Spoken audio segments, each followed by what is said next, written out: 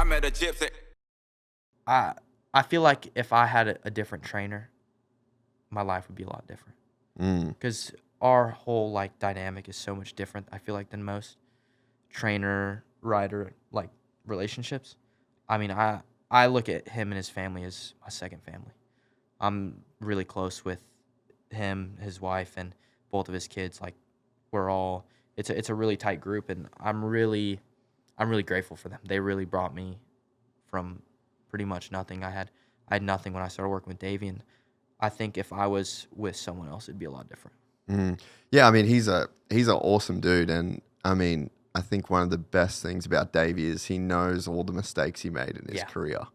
You know, so you've not only have you got a guy that has been there and done it, he's literally won the championship you're trying to win, but he also fucked up a lot in his career and made a lot of mistakes. And I'm sure that there's a lot of stuff that he wishes he could go back and do. And there's probably an element in him where he just does not want to let you make the same mistakes in your career. No, and he's very strict on that with me. He'll, like, if there's a day where I don't know what day it was, but it was like one day I was struggling at the test track, and I think I was struggling with the bike, or there was something going on, and I was over it. I wanted to leave. And he looked at me and he was like, if this was 15 years ago and that was me, I would leave right now. I'd be done. I won't let you do that. You will not make the mistake I made of leaving and quitting. You're going to sit here until you figure it out. I don't care if we're here till 6 o'clock tonight. You're not leaving here until we figure it out. And I will drive home at midnight tonight if I have to, but I'm not letting you leave here. And we sat there and we sat there all day until I figured it out. But there's days like that where he's just like, I don't care. I don't care how tired you are. I don't care how you feel. I don't care how mad you are. You're going to sit here until you figure it out. It's epic, eh? Yeah, I hate it sometimes. But the best part is when we're training, he just gets so furious. Because there was like beginning of the off season. So I stayed in Havasu after Vegas for a couple weeks, just went on the boat, chilled, rode jet skis. And I took the first week like fully off. And then week 2, I started running and swimming quite a bit. And then week 3, I was fully back like off bike training. And he got so mad because he's like, oh, you're gonna be slow when you come back. You're not gonna be able to do this. You're gonna be so out of shape. Da, da, da. I came back first day on the road bike, and there's this climb in Havasu, and he hates me every time. And I had just gotten a new climbing bike, so I was stoked. And I think I was like, it was like probably a 2-minute climb, and I pushed 500 watts, both arms behind my back, and just blew by him. And he was so mad. And I loved it, every minute of it. And then I got to the top, and I took a video of him coming up like 2 minutes later. I was so happy. He gets so furious about it, but that's so good. Dude, I love that you're in that space. Yeah, it's just, I try to enjoy the most of it and try to have as much fun as possible while we're training, especially with him, because he just gets so furious. I try to jack with him because he also wants to do Leadville this year. What's that? It's a 100-mile mountain bike race in Colorado. Oh, sick. I think J-Mart did it this year. Yeah. He wants to do it, and I talk shit to him all the time. You're like, bro, I'm like, dude, you're not going to do it. There's no way you could do that. Him and Benny are signed up. And I'm like, okay, Benny. Which Benny? Bloss. Oh, I'm nice. Like, Benny's a dog on a bike. I've seen, like, this dude wanted to do 100 miles on Zwift, and I'm like, bro, I really don't want to sit inside my house looking at a TV screen for 100 miles. I'm like, I'll go do 100 miles outside, but I ain't doing 100 miles indoors. Bro, how's a buddy of mine did 24 hours on a Zwift? No, I'm good. Savage, I'm dude. good. Like, that is too much. But I'm like, Benny, it's a different story. He'll probably do Leadville and he'll be fine. Davey, you're not making Leadville. I don't, like, you can tell me as much as you want you're going to do it. I will not believe you until you're at Leadville doing the race. With that medal. Yeah, I will not believe it. And he wants to do an Ironman also, like a triathlon. Yeah.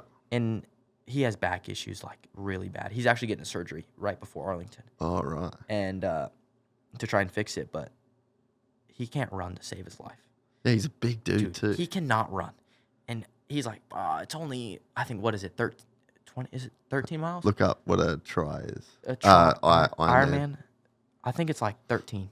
I think it's 20. It's far. It's 2.5 swim, something like that.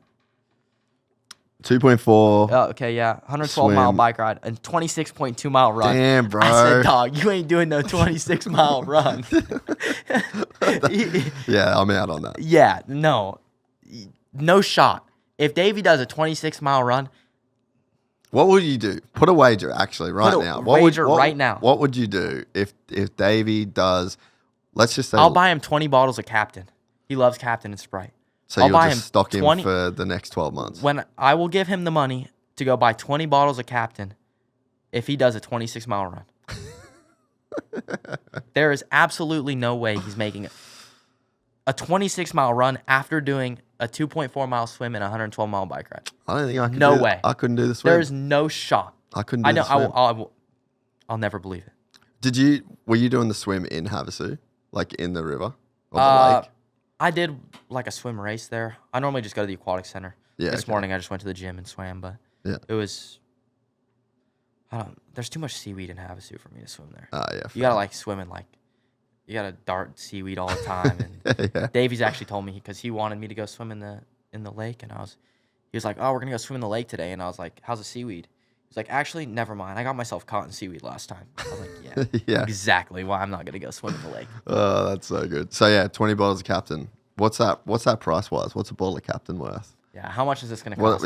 What are we signing you for here? Let's go. Let's see. How much is this gonna cost me? Click into. He loves his Captain. What's he, Captain and Coke? 50. Yeah. 50. Oh, so it's not gonna be too bad. You got this. Yeah, I'll be good. Yeah. I'll be all right. Little fast lap bonus at a Triple Crown, and away we go. It'll be good. We'll be fine. So how did you get hooked up with Davey? Was it just the fact that he was in Havasu, you're in Havasu, you were kind of struggling? Really? Absolutely nothing. No way. We were at dairy. He was training Dino at the time. Yep. And we were at the dairy in Hemet, and Chase was there that day actually. And I think it was Chase's first time there. And there was like this 3-on-off quad, and Chase came and jumped this thing second lap. Typical Chase thing to do. Like, he'll do that stuff all the time. He'll just come out, look at something, and go, oh yeah, that's quadable. Jumps it. Sometimes I question it, but I think I learned a lot of that from him. Like, because now it's like I can do the same thing. I'll be like, oh, that's quadable, and I'll jump it. But that day, Chase jumped it. Dino wouldn't jump it. He was petrified of it. And Davey pulled me off, actually, because he knew I was eyeing it up.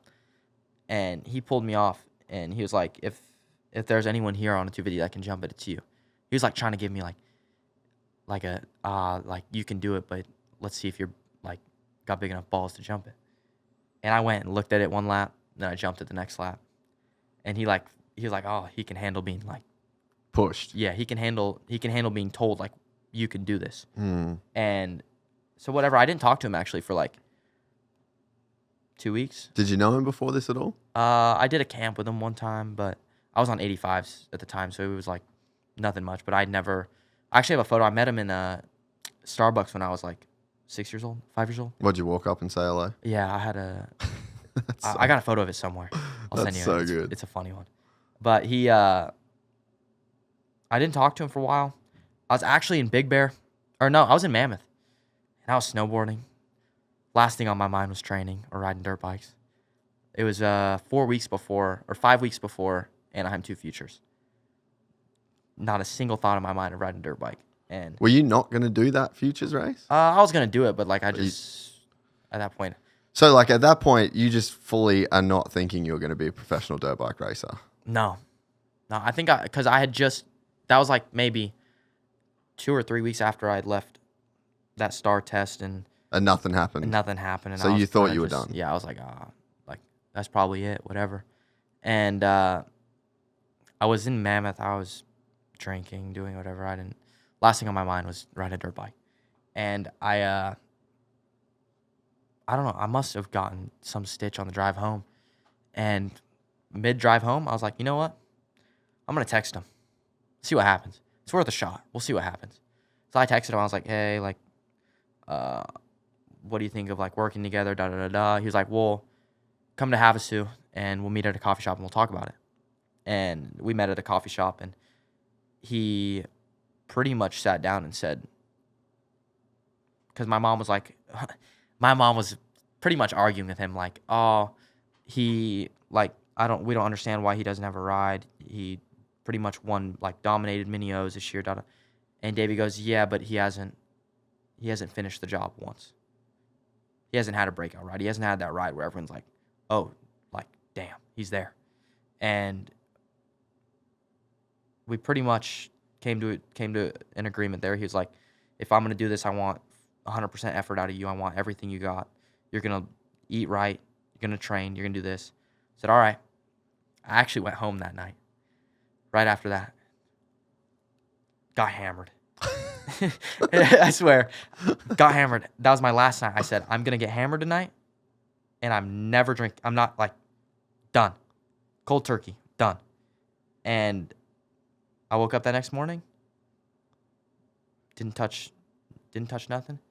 Went and worked with Davey. I tell him this all the time. He's like, so you left that meeting and went and drank? I was like, yeah, I did. But I said that was my last night. Like, I wasn't touching a drink after that. And then it went from there. Showed up at A2, and everything really changed from that qualifying session. Oh, shit. It's crazy. If you enjoyed this content, please like and subscribe. And to listen to the full 3-hour podcast, search Gypsy Tales in your favorite podcast platform or click the link in the description below. Gypsy Gang.